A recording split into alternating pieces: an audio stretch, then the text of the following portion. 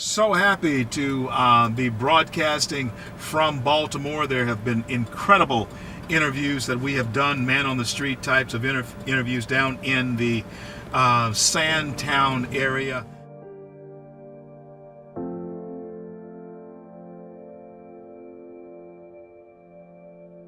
And just a massive looting effort going on, and I thought my heart just sunk. I could not believe it. This mall was being looted. It was being looted, It's and so placid right now. It's just hard to believe. it was an absolute a vacuum, CL, of what we are used to in America, which is even under the worst conditions, some semblance of law and order. There was nothing. Rest in peace, Freddie Gray. It would seem that all of this, the disruption, the burning, the looting, started because of the death of this young man at the hands of police. But you'll see in talking to so many that we have interviewed today, there have been lives that have been disrupted and were disrupted long before Freddie Gray was ever known by the national press. My name is David. What is CL Bryant. What happened before all this happened, before it all blew up? Technology didn't just start when Freddie Gray was killed. It's been going on for years. I'm 27 years old. I've been around here all my life. So it's like we ain't devastated by what the police do. Just like the mayor, the governor, they don't help us. It don't work. The system is designed to fail. When you think about the biggest expansion of the enterprise of mass incarceration happened under Bill Clinton. Person that people call a friend to black people. The person that fights the hardest for justice, power structure is not interested in justice, reform, or change. What they do is they seek to label that person divisive. And it becomes to a point where they're fed up. Makes everybody feel unempowered. Right, unempowered. We feel like we have no protection. So I think you have a mindset from the outside that really doesn't care about these young people and their conditions. And then you have these individuals who I believe need to be treated like war veterans, PTSD. They see murders and they see their cousins die and their brothers die. You at some point become shell-shocked to a point that it becomes a norm. The minute I mentioned police, they peeled off. The average black man has a very large amount of fear of the police, but they wouldn't even speak about the police, out of the fear of the ramification that will come from them speaking about the police on camera.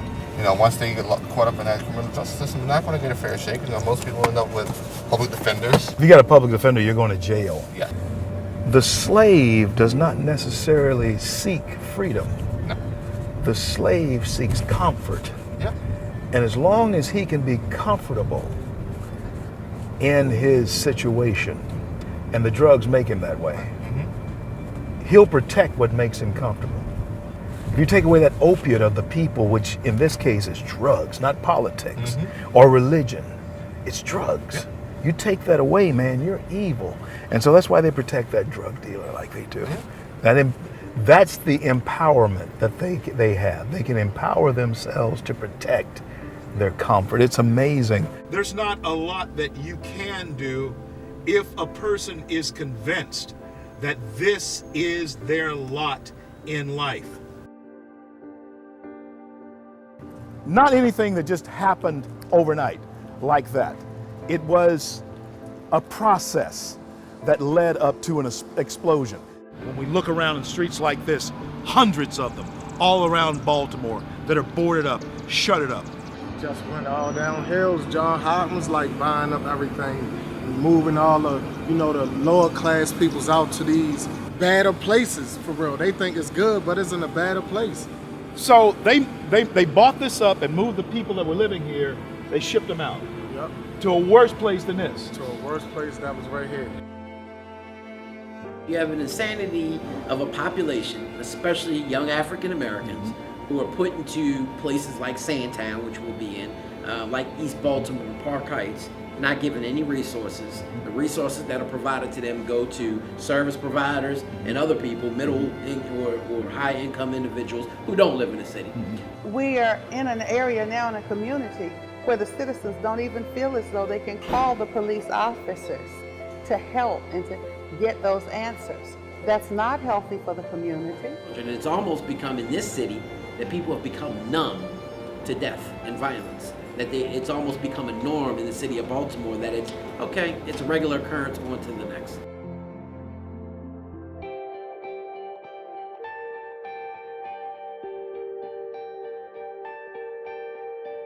We've just completed a vigil for a young woman and her son who were executed. 31-year-old Jennifer Jeffrey Brown and her 7-year-old son Kester Brown III, who went to this school, Baltimore International Academy, was in second grade Chinese immersion since kindergarten. He's been there with my son and some of the other students.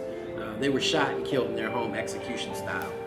We're already up to almost 150 murders, and we're not even midway through June. And these are executions that are happening in the streets of Baltimore.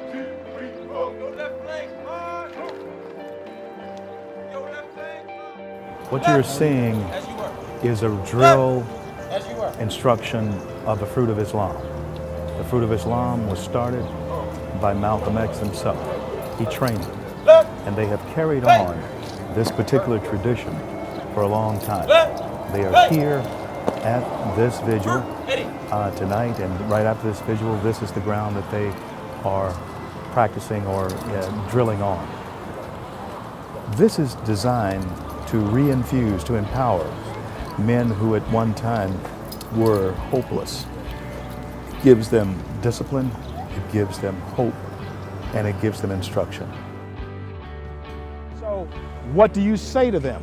I think today we're able to bring a Dr. King here, myself here, and the message of empowerment that freedom still works. But there must be a way for us to bring a message to that individual who feels trapped that yes, you can take power back over your life. And I think if we can bring that message to those in Sandtown, we might be able to take that message to the rest of the nation. Everybody that works for me is former hustlers. And I'm gonna tell you something, they get it done. They go out there, they get the advertisement dollars, they do, because they know how to hustle. And when you know how to hustle, you're a business, like you said, you are an entrepreneur. You're just selling the wrong thing. Exactly. Let me give you a product that you can sell that you don't have to worry about keeping an eye over your shoulder or going to prison for.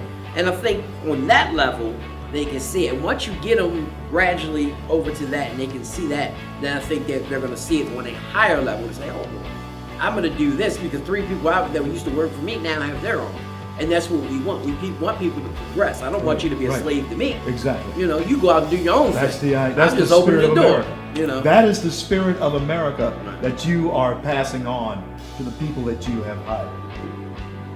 You see, you can't talk about anything unless you're willing to invest in fixing the problem with your money. Not Mr. Child's money, not government money, because that's my money too. But your money. So we would bring $3,000 of our own money to the table. That's $60,000. If we didn't find anything to invest that money in at that point, at that quarter, we come back the next quarter, bring a $3,000 of our own money again. You have $120,000. Now look around you. There's blighted properties all over this place.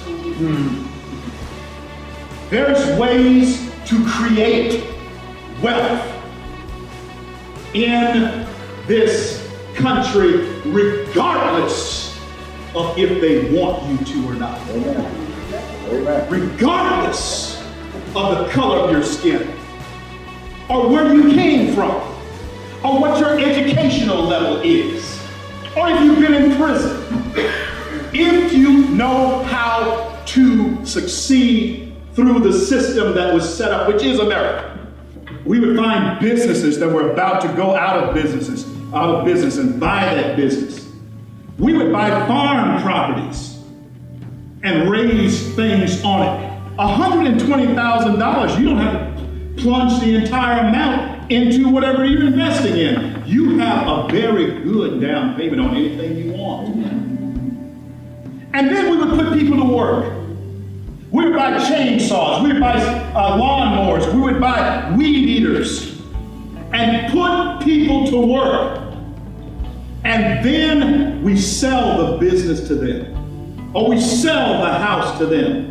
Not at a great profit, a very small profit. Why? Because we were there to reinvest into the community. My uncle had a sermon, Martin Luther King Jr., my uncle, rediscovering lost values. And so our young people need to rediscover that process where what they enjoy today, what they're even able to tear up and destroy today, it came to them by sacrifice. But the method of the free market that has worked for so many millions of Americans, white and black, in this country is still the same method that we can empower ourselves with now to be successful. Our judgments about one another, Amen. white or black, is based upon what we look like instead of what we bring to the table. I'm here to tell you that any fool can take off the table what someone else has put on it. Go ahead. But it takes character. It takes content of character to bring to the table and place it there for the use of your fellow citizens and humanity. That's true empowerment. So it takes honest men and women, know what we're doing right, know what we're doing wrong, revisit what was right, and then strengthen and repair and redo what's not right. Absolutely. Yeah. Empower yourself. A better message. Freedom works.